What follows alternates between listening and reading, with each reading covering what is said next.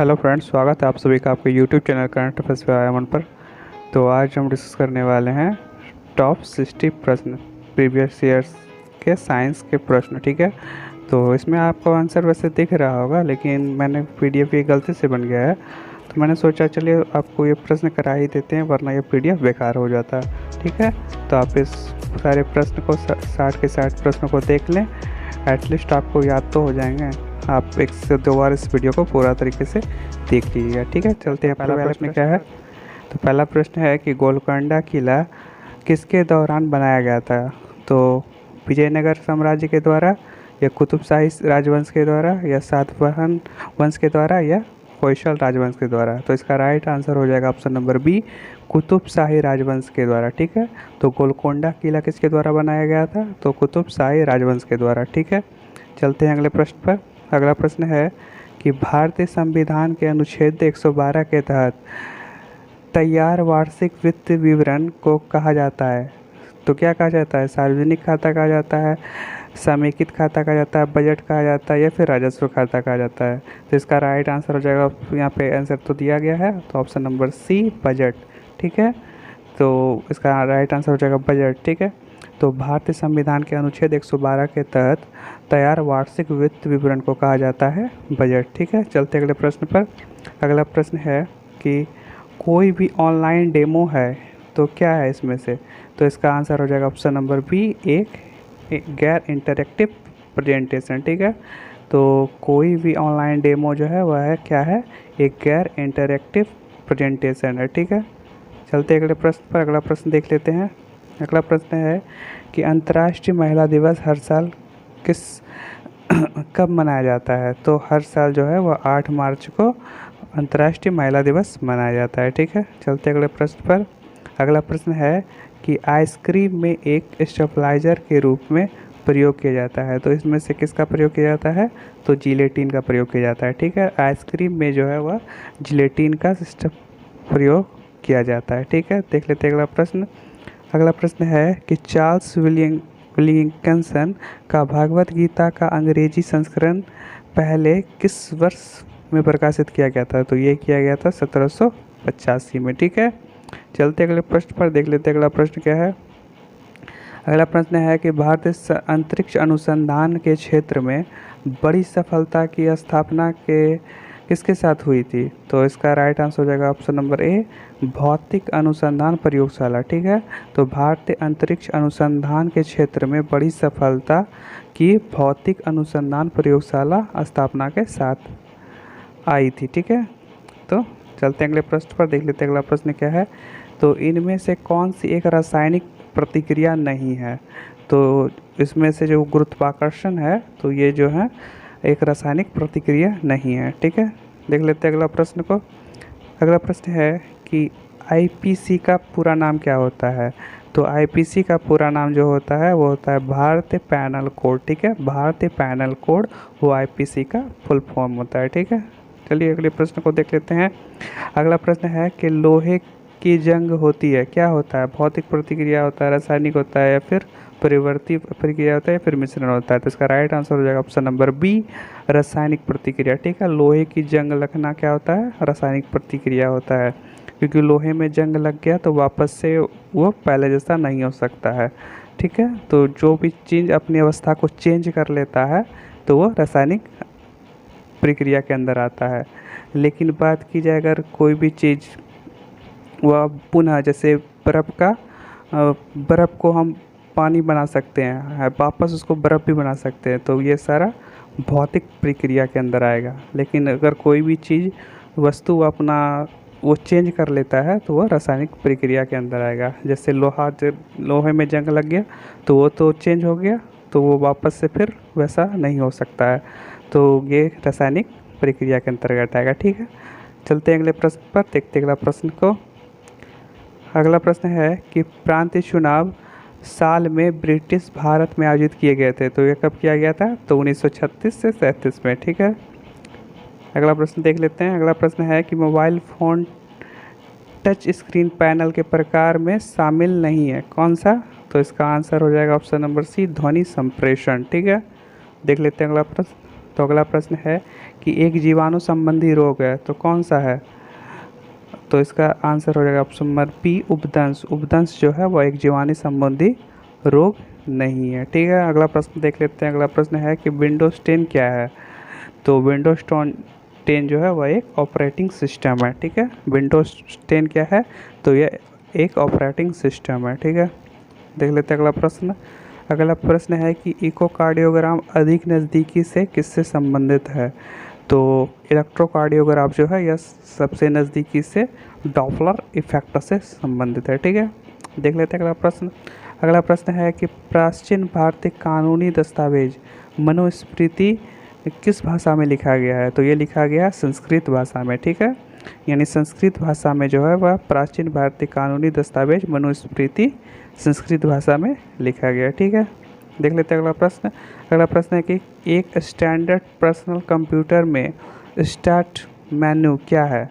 तो ये क्या है? एक ऑप्शन और कमांड का सेट है। ठीक है, इसका option number B right answer हो जाएगा कि एक स्टैंडर्ड पर्सनल कंप्यूटर में स्टार्ट मेन्यू क्या है? तो एक ऑप्शन और कमांड का सेट है। ठीक है, देख लेते हैं अगला प्रश्न। अगला प्रश्न है कि ऊष्मा ट्रांसफ़र का एक प्रकार नहीं है, तो क्या इसका राइट आंसर हो जाएगा? प्रतिबिंब। ठीक है, तो ऊष्मा ट्रांसफ़र का एक प्रकार नहीं है, तो प्रतिबिंब नहीं है। ठीक है, देख लेते हैं अगला प्रश्न। अगला प्रश्न है कि जैविक विकास को किसके तौर पर परिभाषित किया गया है? तो जैविक विकास को जो है वह प्राकृतिक चयन, ठीक है, प्राकृतिक चयन के तौर पर परिभाषित किया गया है। देख लेते हैं अगला प्रश्न को। अगला प्रश्न है कि विकास के सिद्धांत से संबंधित है, तो क्या संबंधित है? तो चार्ल्स डार्विन। ठीक है, विकास का सिद्धांत किसने दिया था? तो चार्ल्स डार्विन ने दिया था। ठीक है, देख लेते हैं अगला प्रश्न। अगला प्रश्न है कि 19वीं शताब्दी में प्राकृतिक चयन द्वारा प्रजातियों के विकास का सिद्धांत प्रस्तुत किया था, तो किसने किया था? तो अभी हमने आपको बताया कि चार्ल्स डार्विन ने किया था। ठीक है, देख लेते हैं अगला प्रश्न। अगला प्रश्न है कि विकास का सिद्धांत किसके द्वारा प्रस्तावित किया गया था? तो अभी हमने बताया तो इसका राइट आंसर क्या हो जाएगा? तो चार्ल्स डार्विन। ठीक है, विकास का सिद्धांत किसने दिया था? तो चार्ल्स डार्विन ने। ठीक है, देख लेते हैं अगला प्रश्न। अगला प्रश्न है कि किस वैज्ञानिक ने द थ्योरी ऑफ एवोल्यूशन का प्रतिपादन किया था? तो इसका भी राइट आंसर क्या हो जाएगा? Option number C, Charles Darwin. ठीक है, तो किस वैज्ञानिक ने द थ्योरी ऑफ एवोल्यूशन का प्रतिपादन किया था? तो चार्ल्स डार्विन। फ्रेंड्स, ये सारे प्रश्न जो है वो प्रीवियस ईयर एग्ज़ाम में पूछे गए हैं। ठीक है, तो आप इस पूरा वीडियो को अंत तक देख लें, 1 से 2 बार, आपको ये इजीली रिपीटेड याद हो जाएंगे। ठीक है, ये काफ़ी महत्वपूर्ण प्रश्न है और ये एग्ज़ाम में रिपीटेड क्वेश्चन है। ठीक है, तो आप देख ही लें इसको। चलते अगले प्रश्न पर, देख लेते अगला प्रश्न क्या है। अगला प्रश्न है कि जैविक विविधता का आधारभूत स्रोत क्या है? तो जैविक विविधता का जो है आधारभूत स्रोत है वह है उत्परिवर्तन। ठीक है, चलिए देख लेते हैं अगला प्रश्न। अगला प्रश्न है कि लाखों वर्षों से आदिम जीवों में क्रमिक परिवर्तनों का अनुक्रम है। ठीक है, जिसके परिणाम स्वरूप नई प्रजातियों का गठन होता है। तो इसका आंसर हो जाएगा ऑप्शन नंबर सी, क्रमागत उन्नति के कारण। ठीक है, देख लेते हैं अगला प्रश्न। नेक्स्ट प्रश्न है, ये तो सेम ही है, इसका आंसर हो जाएगा ऑप्शन नंबर सी, क्रमागत उन्नति। ठीक है, अगला प्रश्न देख लेते हैं। अगला प्रश्न है कि एक अंग्रेजी प्रकृतिवादी, भूवैज्ञानिक और जीव विज्ञानी है जो विकास से संबंधित विज्ञान है उनके योगदान के लिए जाने जाते हैं। तो ये इसका राइट आंसर हो जाएगा option number B, Charles Robert Darwin. ठीक है, नेक्स्ट प्रश्न देख लेते हैं। अगला प्रश्न है कि निम्नलिखित में से कौन सी कशेरुकियों की एक विशेषता नहीं है? तो इसका राइट आंसर हो जाएगा ऑप्शन नंबर बी कि वे आकस्मिक होते हैं। ठीक है, नेक्स्ट प्रश्न पे चलते हैं। अगला प्रश्न है कि उभयचरों और अधिकांश सरीसृपों में क्या होता है? तो उसमें 3 कक्षीय हृदय होते हैं। ठीक है, उभयचरों और अधिकांश सरीसृपों में क्या होता है? तो उसमें 3 कक्षीय हृदय होते हैं। ठीक है, देख लेते हैं अगला प्रश्न। अगला प्रश्न है कि किसदा वर्ग के जानवरों की त्वचा शुष्क और ग्रंथियां होती है, किस तरह का होता है? तो वो होता है सरीसृप। ठीक है, सरीसृप। किसदा वर्ग के जानवरों की त्वचा जो होता है वह शुष्क और ग्रंथि होती है, सरीसृप। ठीक है, अगला प्रश्न देख लेते हैं। अगला प्रश्न है कि अंडे देने वाली प्राणी कहलाते हैं, क्या कहलाते हैं? तो अंडा देने वाला प्राणी जो है वह कहलाता है अंडज प्राणी। क्या कहलाता है? अंडज प्राणी। ठीक है। नेक्स्ट प्रश्न है कि मगरमच्छ के बच्चे को क्या कहा जाता है? तो मगरमच्छ के बच्चे को कहा जाता है हैचलिंग। ठीक है। हैचलिंग किसको कहा जाता है? तो मगरमच्छ के बच्चे को हैचलिंग कहा जाता है। नेक्स्ट प्रश्न देख लेते हैं। अगला प्रश्न है कि निम्नलिखित में से कौन सा जंतु सरीसृप वर्ग से संबंधित नहीं है? तो इसमें से आंसर हो जाएगा टोड। ठीक है। टोड जो है वह जंतु सरीसृप वर्ग से संबंधित नहीं है। ठीक है। सरीसृप का मतलब होता है जो रेंग के चलता है। ठीक है। रेंग कर चलने वाले वस्तु जैसे कछुआ हो गया, मगरमच्छ हो गया, सर्प हो गया, सांप हो गया, ये सब रेंग कर चलने वाली वस्तु है, जंतु है। ठीक है। तो इसको सरीसृप वर्ग में आते हैं। ठीक है। देख लेते हैं अगला प्रश्न। अगला प्रश्न है कि शहद का मुख्य घटक क्या है? तो शहद का मुख्य घटक जो होता है वो होता है फ्रक्टोज। ठीक है। अगला प्रश्न देख लेते हैं। अगला प्रश्न है कि लौ आवश्यक है। तो लौ आवश्यक है किसमें? तो हीमोग्लोबिन व आरबीसी के निर्माण के लिए आवश्यक है। सामान्य स्वास्थ्य बनाने के लिए आवश्यक है। शरीर के ऊतकों तक ऑक्सीजन पहुंचाने के लिए भी आवश्यक है। यानी इसका राइट आंसर हो जाएगा उपयुक्त सभी। यानी तीनों जो है, इसमें से तीनों जो है वह लौ आवश्यक है। ठीक है। देख लेते हैं अगला प्रश्न। अगला प्रश्न है कि ओम के 4 प्रतिरोध एक दूसरे के समांतर क्रम में जोड़े गए हैं, तो तुल्य प्रतिरोध क्या होगा? तो इसका तुल्य प्रतिरोध जो होगा वह 1 ओम होगा। ठीक है। अगला प्रश्न देख लेते हैं। अगला प्रश्न है कि हीलियम कैसा तत्व है? तो हीलियम जो है वह एक अक्रिय तत्व है। यह 18वें वर्ग में रखा गया है। ठीक है ना। 18वां वर्ग जिसको शून्य वर्ग भी कहता है। लास्ट वाला आखिरी वाला जो होता है वह अक्रिय गैस का, उसमें अक्रिय गैस पाया जाता है। ठीक है। तो हीलियम कैसा तत्व है? तो अक्रिय गैस है। ठीक है। अगला प्रश्न देख लेते हैं। अगला प्रश्न है कि विभवांतर के मापन हेतु प्रयुक्त मापन यंत्र क्या है? तो वोल्टमीटर का राइट आंसर हो जाएगा। ठीक है। देख लेते हैं अगला प्रश्न। अगला प्रश्न है कि जब हम रबड़ के गद्दे वाली सीट पर बैठते हैं अथवा जब गद्दे पर लेटते हैं तो उसका आकार परिवर्तित हो जाता है, ऐसे पदार्थ में पाई जाती है। तो ऐसे पदार्थ में क्या पाई जाती है? तो स्थितिज ऊर्जा। ठीक है। देख लेते हैं अगला प्रश्न। अगला प्रश्न है कि निम्नलिखित में से किसे एक तत्व के भार की तुलना में एक मूल विशेषता माना जाता है? तो इसका राइट आंसर हो जाएगा ऑप्शन नंबर बी, परमाणु क्रमांक। ठीक है। तो परमाणु क्रमांक जो है वह एक तत्व के भार की तुलना में एक मूल विशेषता माना जाता है। ठीक है।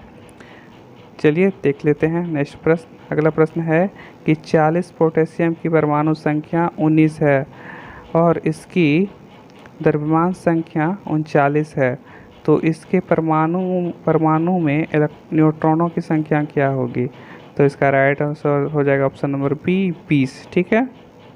देख लेते हैं अगला प्रश्न। अगला प्रश्न है कि निम्न में से किस प्रकार के लेंस के प्रयोग से मायोपिया के दोष को सुधारा जा सकता है? तो इसका आंसर हो जाएगा ऑप्शन नंबर डी, अवतल लेंस के प्रयोग से जो है वो मायोपिया दोष को सुधारा जा सकता है। ठीक है। एक ये होता है मायोपिया और एक होता है, कौन सा होता है भूल रहे हैं। तो देखते अगला प्रश्न कि निर्वात को माना जाता है। तो निर्वात को माना जाता है क्या? तो अचुंबकीय सामग्री। ठीक है। अचुंबकीय सामग्री। देख लेते अगला प्रश्न। अगला प्रश्न है कि निम्न में से किस में अस्थायी चुंबक की तरह चुंबकीय गुण नहीं है? तो चुंबकीय पत्थर में। ठीक है। चुंबकीय पत्थर में जो है अस्थायी चुंबक की तरह चुंबकीय गुण नहीं है। ठीक है। बाकी निकेल में है, लोहा में है, एल्युमिनियम है बट चुंबकीय पत्थर में नहीं है। ठीक है। देख लेते हैं अगला प्रश्न। अगला प्रश्न है कि निम्न में से कौन सा इलेक्ट्रोमैग्नेटिक के बारे में सत्य नहीं है? ठीक है। जो इनमें से सत्य नहीं है वो बताना है। तो इसका राइट आंसर हो जाएगा ऑप्शन नंबर सी, यानी कि ध्रुवीकरण नहीं किया जा सकता। ये बात रॉन्ग है। ठीक है। चलते अगले प्रश्न पर, देखते अगला प्रश्न क्या है। तो अगला प्रश्न है कि वे मेंटल डिटेक्टर जिनसे होकर हवाई अड्डों पर लोग गुजरते हैं वह किसके द्वारा संचालित होते हैं? तो वह जो है फैराडे का नियम के द्वारा संचालित होते हैं। ठीक है। देख लेते हैं अगला प्रश्न। अगला प्रश्न है कि जिप्सम किस धातु का अयस्क है? तो जिप्सम जो है वह कैल्शियम धातु का अयस्क है। ठीक है, देख लेते हैं अगला प्रश्न। अगला प्रश्न है कि सापेक्ष आर्द्रता किससे नापी जाती है? तो सापेक्ष आर्द्रता जो है वह हाइग्रोमीटर से मापी जाती है। ठीक है, हाइग्रोमीटर से सापेक्ष आर्द्रता मापी जाती है। ठीक है, देख लेते हैं अगला प्रश्न। अगला प्रश्न है कि ऑप्टिकल फाइबर को आमतौर पर किस में प्रयोग किया जाता है? तो ऑप्टिकल प्रयोग इसका जो संचार में। ठीक है, ऑप्टिकल फाइबर का आमतौर पर संचार में प्रयोग किया जाता है। ठीक है, देख लेते हैं अगला प्रश्न। अगला प्रश्न है कि बल की एसआई यूनिट क्या होती है? यानी बल का एसआई मात्रक क्या होता है? तो बल का एसआई मात्रक होता है न्यूटन। ठीक है, बल का एसआई मात्रक क्या होता है? तो न्यूटन। ठीक है, देख लेते हैं अगला प्रश्न। अगला प्रश्न है कि निम्नतर वायुमंडल में गैसों की सर्वाधिक मात्रा किससे मिलकर बनती है? तो इसका राइट आंसर हो जाएगा ऑप्शन नंबर डी, नाइट्रोजन। ठीक है, नेक्स्ट प्रश्न है कि अंडमान निकोबार के किस आइलैंड का नाम नेताजी सुभाष चंद्र बोस थाईलैंड रखा गया है? तो इसका राइट आंसर हो जाएगा option number C, Ross Island. ठीक है, तो रॉस आइलैंड का नाम नेताजी सुभाष चंद्र बोस के नाम पर रखा गया है। अगला प्रश्न देख लेते हैं। अगला प्रश्न है कि विश्व का सबसे ऊंचा कहा जाने वाला विश्व शांति स्तूप कहाँ है? तो ये जो है वह राजगीर पटना में है। ठीक है, देख लेते हैं अगला प्रश्न क्या है। तो अगला प्रश्न है कि विश्व का सबसे ऊंचा कहा जाने वाला विश्व शांति स्तूप कहाँ है? ये फिर से प्रश्न रिपीट हो गया है, इसका आंसर हो जाएगा राजगीर। नेक्स्ट प्रश्न को देख लेते हैं। अगला प्रश्न है कि कंप्यूटर के संदर्भ में पीडीएफ का पूर्ण रूप क्या होता है? तो इसका आंसर हो जाएगा पोर्टेबल डॉक्यूमेंट फॉर्मेट। ठीक है, पोर्टेबल डॉक्यूमेंट फॉर्मेट। नेक्स्ट है कि डंकन पास किसके मध्य स्थित है? तो डंकन पास जो है वह दक्षिणी और छोटा अंडमान के बीच स्थित है। ठीक है, देख लेते हैं अगला प्रश्न। अगला प्रश्न है कि मानव नेत्र के किस भाग पर किसी वस्तु का प्रतिबिंब बनता है?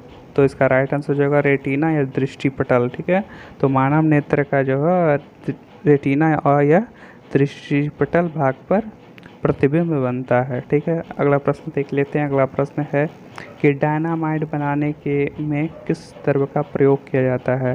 तो डायनामाइट बनाने में नाइट्रोग्लिसरीन का प्रयोग किया जाता है। अगला प्रश्न देख लेते हैं। अगला प्रश्न है कि अंडमान और निकोबार द्वीप समूह एक दूसरे से किससे पृथक हैं? तो 10 डिग्री चैनल इसका राइट आंसर हो जाएगा ऑप्शन नंबर। अगला प्रश्न देख लेते हैं। अगला प्रश्न है कि निम्नलिखित में से कौन सा विश्व का सबसे बड़ा उष्ण मरुस्थल है? तो इसका राइट आंसर हो जाएगा ऑप्शन नंबर सी, सहारा मरुस्थल। ठीक है, सहारा मरुस्थल जो है वो विश्व का यानी वर्ल्ड का जो है सबसे बड़ा उष्ण मरुस्थल है। ठीक है, अगला प्रश्न देख लेते हैं जो कि आज का आखिरी प्रश्न होगा। तो आज का आखिरी प्रश्न है कि कांग्रेस का अधिवेशन जिसमें पहली बार मौलिक मांग उठाई गई थी, तो वह कौन सा अधिवेशन था? तो कराची अधिवेशन था 1931 का। ठीक है,